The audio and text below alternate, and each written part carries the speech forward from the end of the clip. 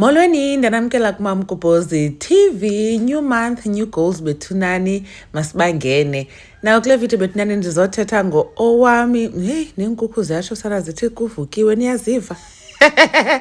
Anyways, kubethunani, so owami okosana creator ke i-content ephako wabo ngaphandle kudala ke esithi ibinzima into yofihla ubaba kwindlu entsha bengakwazi uposta. So after sesabona ke kuthando nesithembu uba basemzini omtsha ayishem babangabantu abapostayo. Now owami ke abantu baye bathi come for her comment section after eposte le video ndizayidlala apha besithi we yathanda ungena indaba zabantu abadala emncinci wara niyabazi abantu ku social media.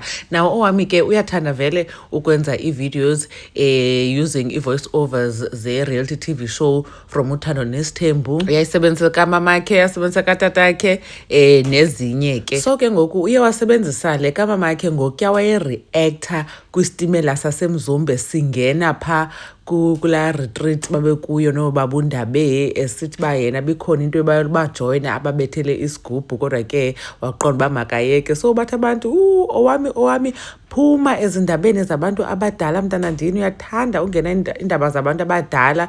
Kanti ke nibukele ke naku owami esithi yelelele linganisa umamakhe umacele emqondweni yami zibe u2 eyokuqala ithe join them nama drums helelelelelelelelelele yathi enye never, that not you, not now, sit down.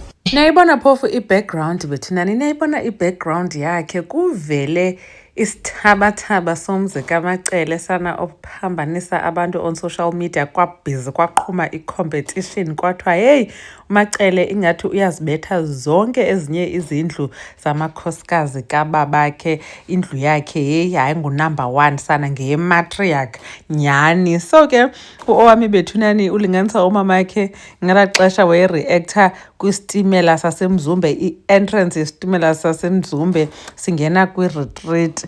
Khani ke nisho ke nake bethunani ba owami nimbona enjani urongo nabethunani ngodlala cause anguyedwa abantu ku-TikTok bayenza i-videos besebenzisa ezi voice overs from ishow kwindawo abazithandayo kanye ezihlekisayo. So owami akaqala ukwenza ngale, so abantu bathi ke ungena izinto zabantu abadala, but I think she's just being a child, she's just being a kid having fun on social media, ananto yongena izinto zabantu abadala. Anyways, uMamgobhozi uyabulela kakhulu ngothi nibukele le video bethunani ningene kakuhle kwinyanga entsha uJune. Ndanibona kwivideo elandelayo.